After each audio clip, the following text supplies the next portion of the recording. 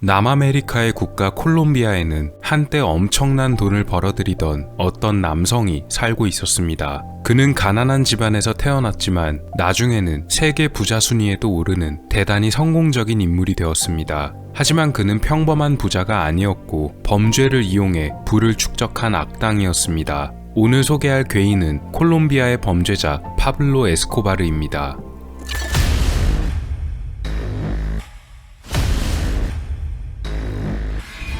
파블로 에밀리오 에스코바르 가비리아는 1949년 콜롬비아에서 태어났습니다. 본명보다는 줄여서 부르는 이름인 파블로 에스코바르가 더 많이 알려져 있습니다. 그는 7남매 중 셋째였으며 아버지는 농부였고 어머니는 교사였습니다. 그의 어린 시절은 대단히 가난했다고 전해집니다. 눈여겨봐야 할 점은 바로 어머니의 직업인데요. 교사 어머니를 뒀음에도 불구하고 파블로 에스코바르는 세상에서 가장 유명한 범죄자 중 한 명이 되었기 때문입니다. 실제로 그의 어머니는 에스코바르가 죽을 때까지도 자신의 아들은 절대로 범죄자가 아니며 세상이 사람들을 속이고 있다고 말할 정도로 비뚤어진 모정을 보여줬던 사람입니다. 에스코바르는 가난한 가정 환경 때문에 17살이 되던 시기에 다니고 있던 고등학교를 도중에 그만둬야만 했습니다. 이때 그의 사촌 구스타보 가비리아도 함께 관뒀습니다. 이 두 사람은 약 2년간 길거리에서 돈을 벌었는데요. 사람들이 보기에는 건달 패거리나 다름없었다고 합니다. 그러던 에스코바르는 어느 날 정신을 차렸는지 다시 공부를 하려고 마음을 먹게 됩니다. 하지만 2년이나 놀다시피 했기 때문에 당연히 학업을 따라잡을 수는 없었고 결국 에스코바르는 고등학교를 마쳤다는 졸업장을 위조한 다음 학력을 속이고 다니기 시작합니다. 위조된 졸업장을 통해 대학교에 가려던 그에게는 나름대로의 인생 설계가 있었습니다. 변호사가 되고 정치가가 된 다음 대통령까지 꿈꿨지만 역시 그의 발목을 붙잡은 것은 가난이었습니다. 결국 돈이 없어 대학도 갈 수 없었고 그는 다시 사촌인 구스타보와 함께 길거리로 나와 범죄를 저지르며 살아가는 인생을 살게 됩니다. 공식적인 그의 첫 범죄 기록은 1966년이었습니다. 다른 사람들의 묘지에서 훔쳐온 비석을 재판매하는 식으로 사기를 쳤다고 전해집니다. 이후에는 업종을 좀 변경했다고 합니다. 거리에 세워진 자동차를 훔치는 차도둑이 되었는데 어찌나 자동차를 기가 막히게 절도했는지 20살에는 이미 거리에서 유명한 깽단이 되어 있었습니다. 그의 깽단이 유명세를 타게 된 계기는 어느 사업가를 납치한 사건 덕분이었습니다. 디에고 에차바리아라는 사업가를 납치해서 몸값을 요구했던 사건을 벌였기 때문인데요. 1971년 디에고를 납치한 이들은 그의 가족에게 몸값으로 5만 달러를 요구했으며 디에고는 결국 숨진 채 발견됐던 사건입니다. 1970년대 중반부터 에스코바르와 그의 깽단은 다른 사업으로 눈을 돌리게 됐습니다. 바로 불법 약물을 밀수하는 것이었습니다. 1976년 5월 콜롬비아 보안국인 DAS는 에콰도르에서 밀수를 하고 돌아오던 그의 차를 멈춰 세우고 조사했는데요. 보조 타이어에서 약 40kg의 불법 약물을 적발합니다. 결국 에스코바르는 체포되어 재판을 받게 되지만 그는 첫 번째 재판을 맡은 판사를 돈으로 매수했으며 두 번째 재판을 맡은 판사에게도 뇌물을 전달합니다. 결국 그는 집행유예로 석방되었습니다. 그 다음 해에 DAS의 요원 한 명이 숨진 채 발견됩니다. 그를 적발하고 체포했던 요원이었습니다. 이후로도 파블로는 수많은 사람들을 매수하고 뇌물이 통하지 않으면 목숨을 빼앗는 방식을 사용합니다. 그는 자신의 이런 방식을 플라타 오 플로모라고 불렀는데요. 이것은 바로 은 아니면 납이라는 뜻으로 돈을 받지 않으면 총알을 먹여주겠다는 얘기였습니다. 이후에는 경찰이나 판사들을 매수하는 것을 넘어서 정치인들에게도 뇌물을 전달하기 시작합니다. 대체로 뇌물을 직접 보내기보다는 정치 자금을 후원하는 방식으로 이루어졌다고 합니다. 이런 방식을 통해 파블로는 콜롬비아의 정재계에 여러 가지 루트를 사용해 침투했습니다. 그가 후원한 정치인들이 대부분 당선되었기에 에스코바르의 사업은 훨씬 진행이 수월해졌습니다. 그의 깽단은 이제 단순한 깽단에서 그치지 않고 거의 기업에 가까운 수준으로 거대해졌습니다. 사법기관들에서는 파블로의 조직을 메데인 카르텔이라는 이름으로 부르기 시작합니다. 미국에서 불법 약물에 관한 수요가 증가하자 그는 곧 사우스 플로리다, 캘리포니아를 비롯한 기타 지역에 보낼 더 많은 밀수 루트와 유통 네트워크를 조직하게 되었습니다. 이런 유통을 담당하던 것은 그의 파트너였던 카를로스 레더가 도맡았습니다. 에스코바르는 레더가 유통을 쉽게 하기 위해 중간 지역에 있는 섬을 눈독들였습니다. 노먼스 케이라 불리는 바하마 제도의 섬이었는데요. 섬을 전부 사들였다는 이야기가 떠돌지만 실제로는 섬의 일부를 구입했다고 합니다. 물론 섬의 일부라고는 하지만 섬에 있던 활주로와 항공기, 호텔 등을 비롯한 대부분의 것을 사들였으며 불법 약물 보관을 위한 거대한 창고까지 세웠습니다. 이때 밀수를 위해 사용된 것이 여객기였는데요. 보잉사에서 제작한 보잉 727기를 개조해서 조종석을 제외한 좌석들을 전부 떼어버린 다음 안에 불법 약물을 가득 채워서 밀수하는 방식을 썼습니다. 그러다 보니 밀수의 양 자체가 차원이 달라졌고 전성기에는 미리 계획된 불법 약물 1년치 밀수량의 약 10%만 제대로 해외에 보내기만 해도 먹고 살 걱정이 없을 정도였다고 합니다. 현재도 이 노먼스 케이 섬의 근처 바다에는 당시에 사용되고 버려진 밀수용 비행기의 잔해가 아직도 바다 밑에 남아있다고 합니다. 1978년부터 1982년까지 카를로스 레더는 이곳을 경유하여 엄청난 양의 밀수를 저지르고 막대한 수익을 거둔 에스코바르는 안티오키아에 있는 수백만 달러 어치의 땅을 구입합니다.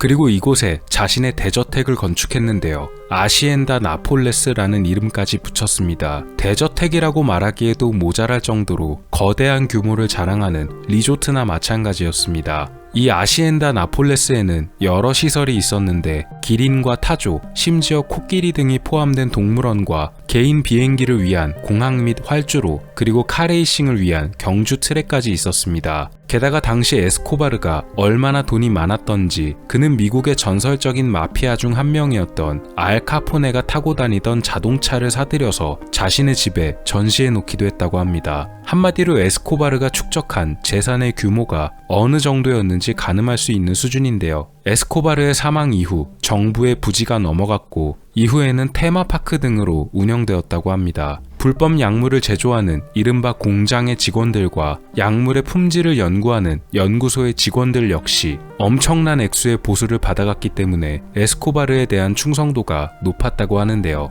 이뿐만 아니라 그는 자신이 자랐던 동네인 메데인에도 많은 돈을 투자했습니다. 포장도로를 비롯해 병원과 축구장을 짓기도 하고 집이 없는 사람들에게 집도 지어줬습니다. 이것은 에스코바르가 자신이 불우하게 자랐기에 메데인의 애착이 컸던 것으로도 보입니다. 하지만 그로 인해 얻는 이익 중에는 또 다른 목적도 있었던 것이 분명합니다. 그는 이렇게 자선을 베품으로써 인기를 얻었고 메데인의 사람들이 그를 떠받들자 곧 자신이 원하던 궁극적인 목표를 내보입니다. 바로 정치계에 진출하는 것입니다.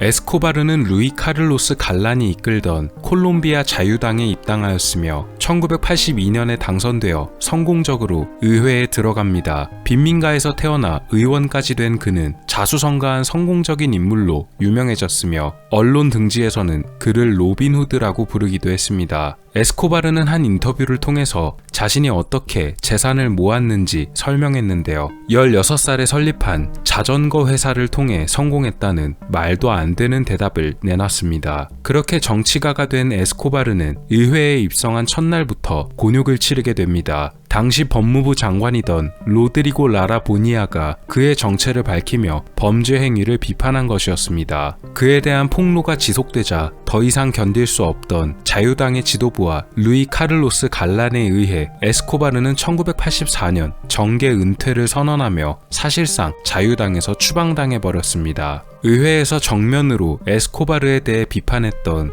법무부 장관 로드리고 라라 보니아는 깊은 앙심을 품은 에스코바르의 부하들에 의해서 3개월 후 차를 타고 가던 중 목숨을 잃었습니다. 뿐만 아니라 자신을 쫓아낸 당시 당대표였던 루이 카를로스 갈란에게도 암살 지시를 내렸으며 1989년 루이 카를로스 갈란 역시도 소아차라는 곳에서 연설을 하던 도중 목숨을 잃었습니다. 그런데 갈란의 암살에는 꽤 충격적인 배후가 있었습니다. 바로 같은 자유당 소속의 의원이었던 알베르토 산토피미오가 파블로 에스코바르에게 그의 암살을 부탁했다는 것이었습니다. 루이 카를로스 갈란은 대통령 당선 유력 후보였는데요. 당내에서 자신의 입지가 흔들릴까봐 불안했던 알베르토 산토피미오가 에스코바르와 만나서 갈란을 제거하는 것에 대해 제안했던 것입니다. 에스코바르는 이에 그치지 않고 갈란의 뒤를 이어 대통령 후보로 나섰던 세자르 가비리아 트루히오를 제거하기 위해서 비행기에 폭발물을 설치하기까지 했습니다. 이 아비앙카 203편 폭발로 인해서 탑승객 전원이 모두 목숨을 잃었으며 그 중에는 미국인 2명도 포함되어 있었기 때문에 미국 정부가 개입하는 발단이 되고 말았습니다. 그리고 나서도 그의 이런 행위는 멈추지 않았습니다. 1989년 12월에 콜롬비아의 보안 행정부인 DAS 건물 근처에서 거대한 폭발이 발생해 엄청난 피해를 입었습니다. 바로 메데인 카르텔이 벌인 소행이었으며 건물 근처에 있던 트럭에 실려있는 약 500kg이 넘는 다이너마이트가 폭발해서 50명이 목숨을 잃고 2,000명이 넘는 부상자가 속출합니다. 이 사건을 계기로 그동안 시달리던 국민들 역시 파블로 에스코바르와 그의 잔당들을 가만히 둬선 안 된다는 여론이 들끓게 되었으며 거리로 나와 시위를 벌이기도 했습니다. 전방위로 압박이 들어오자 결국 콜롬비아 정부는 파블로 에스코바르에게 체포 명령을 내립니다. 그러나 그는 늘 성공적으로 도주했고 결국 정부에서 협상 카드를 내밀었습니다. 그에게 지금껏 저지른 죄에 대한 대가보다도 훨씬 더 적은 양으로 감형을 해주고 특혜를 내줄 테니 그 대신 불법 약물 밀매를 포함한 모든 범죄 행위를 포기하라는 것이었습니다. 그래서 에스코바르는 협상에 동의하는 대신 자신에게 주어질 특혜를 직접 선택했는데요. 그것은 바로 자기가 수감될 감옥을 본인이 직접 건축하겠다는 것이었습니다. 말도 안 되는 황당한 제안이었지만 계속되는 에스코바르의 범죄 행위에 지친 정부는 결국 그의 제안에 동의합니다. 1991년에 벌어진 일이었습니다. 에스코바르가 직접 지은 자신의 개인 감옥은 감옥이라기보다는 리조트에 가까웠습니다. 라 카테드랄이라고 이름 붙여졌으며 거대한 규모를 자랑했습니다. 자신의 저택과 비슷하게 축구 경기장을 비롯해 작은 폭포까지 정원에 설치했으며 여러 가지 편의시설을 구비해두고 있었기 때문에 호텔 에스코바르라는 별명까지 붙었습니다. 게다가 범죄 행위는 그만두겠다고 하더니 불법 약물 유통은 오히려 늘어나고 있었고 해당 지역에서 4명이 실종됐다는 이야기가 들려오자 결국 정부에서는 1992년 그를 일반 교도소로 옮기려 합니다. 콜롬비아 군대가 건물을 포위했으나 에스코바르는 이미 비밀 통로를 통해 빠져나갔고 다시 그를 붙잡기 위해 특별 부대가 편성됩니다. 서치블락이라 불리는 이 부대는 휴고 마르티네즈 대령이 맡아서 이끌었으며 미 특수부대 델타포스로부터 훈련을 받은 약 600명의 인원으로 구성되어 있었습니다. 이때 그가 도주하면서 남긴 일화 역시도 유명한데요. 도주하는 동안 벽난로에 뗄 장작이 없었을 때 지폐를 사용해서 불을 피우기도 했는데 땔감으로 사용한 액수만 약 200만 달러가 넘었다고 합니다.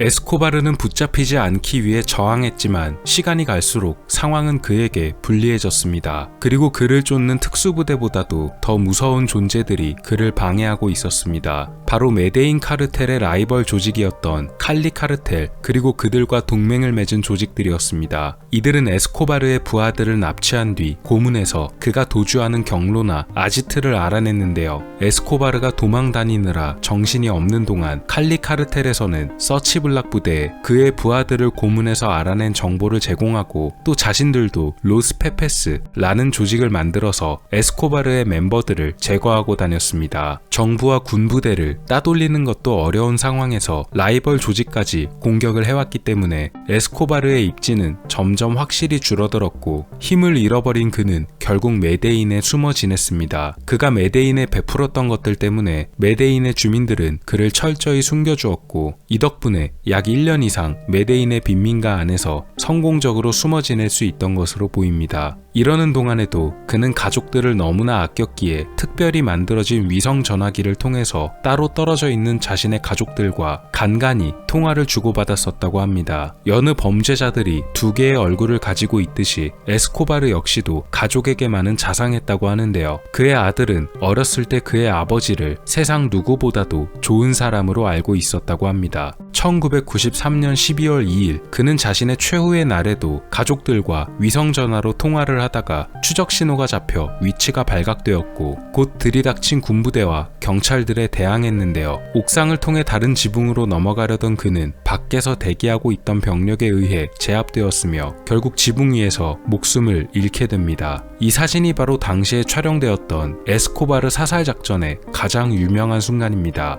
빨간 옷을 입고 있는 남자는 미국의 DEA 요원이었던 스티브 머피라는 인물입니다. 그가 사살됐다는 소식이 알려지게 되자 가장 기뻐한 것은 콜롬비아 국민들과 정부였는데요. 이들 말고도 또 축배를 들었던 이들이 있었는데 바로 라이벌이었던 칼리 카르텔이었습니다. 에스코바르의 사후 소식을 듣고 달려온 그의 어머니는 몰려든 기자들 앞에서 인터뷰를 진행했는데 자신의 아들은 세상 누구보다도 착한 사람이며 절대 나쁜 악인이 아니라는 망언을 내뱉기도 했습니다. 에스코바르는 살아생전 엄청난 부를 축적했고 1989년 비공식적으로 조사된 바에 따르면 그의 재산은 약 250억 달러에 달했으며 당시 세계 7위의 부자로 알려졌다고 합니다. 1990년 포브스지가 추산했던 그의 재산은 약 300억 달러, 당시 돈으로 약 33조 원이었으며 현재 시가로 환원하게 되면 약 60조 원에 달하는 재산을 가지고 있었다고 합니다. 그럼에도 불구하고 그는 살아생전 체포를 우려해서 현금 다발을 드럼통이나 금고 등에 넣어놓은 다음 콜롬비아 일대에 땅을 파고 묻어뒀기 때문에 실제로는 더 많거나 반대로 더 적을 수도 있다고 보여집니다. 콜롬비아의 기자이자 앵커로 매우 유명한 인물인 버지니아 발레호 가르시아는 그와 연인 관계였는데요. 그녀는 미국에 정치적 망명을 요구했으며 그 대가로 에스코바르의 범죄 사실들에 증언했습니다. 그녀는 에스코바르와 연인으로 지내며 겪었던 여러 가지 일을 책으로 엮어내 돈벌이에 사용하기도 했는데요. 범죄자를 미화한다는 비판도 많이 받았습니다. 냉혹한 범죄자였음에도 가족들에게는 자상해서 그의 아들은 그가 죽었다는 소식을 듣고 나중에 모두에게 복수하겠다고 선언했지만 이후에는 자신의 아버지가 어떤 사람인지 알게 되고 자신이 했던 발언에 대해 무척 후회하고 있으며 아버지를 대신해서 고통받은 사람들에게 사과하고 싶다는 뜻을 내보였습니다. 에스코바르가 콜롬비아에 끼친 해악은 여러 가지였지만 의외로 콜롬비아의 생태계에도 영향을 끼쳤는데요. 아까 말씀드렸던 그의 대저택 안에 설치된 동물원 때문에 일어난 문제가 있었습니다. 그가 만든 동물원에 있던 하마가 문제였는데요. 집을 버리고 도주하고 관리가 제대로 되지 않자 하마들이 저택을 벗어나 밖으로 방생되었습니다. 처음에는 몇 마리 되지 않던 개체들이 불어나서 2014년에는 40마리까지 보고되었다가 2019년에는 최대 200마리까지도 보고되었습니다. 생태계를 비롯해 어부들에게도 큰 위협이 되었습니다. 그의 무덤 역시도 굉장히 유명하기에 관광객들이 한 번씩은 꼭 들러가는 장소로도 알려졌습니다. 미국의 감옥보다 콜롬비아의 무덤이 더 낫다 라는 글귀가 묘비명으로 적혀 있습니다. 빈민가의 일개 범죄단체를 이끌다가 세계 7위의 부자까지 된 범죄자라는 스토리는 대단히 매력적인 소재였기 때문에 수많은 미디어물로 창작되기도 했는데요. 대표적으로 넷플릭스에서 시청할 수 있는 드라마 시리즈 나르코스의 시즌 1편과 2편이 에스코바르와 그를 쫓는 수사팀의 일대기를 짜임새 있게 다룬 작품으로 꼽힙니다. 지금도 불법 약물 범죄에 대해 말할 때 여전히 그의 이름이 언급될 정도로 그가 끼친 영향력은 대단하다고 보여집니다. 파블로 에스코바르의 이야기였습니다. 오늘 미스터리 어떠셨나요? 여러분의 구독과 좋아요의 힘으로 다음에도 재밌는 미스터리로 찾아오겠습니다. 미스터리 큐브였습니다. 감사합니다.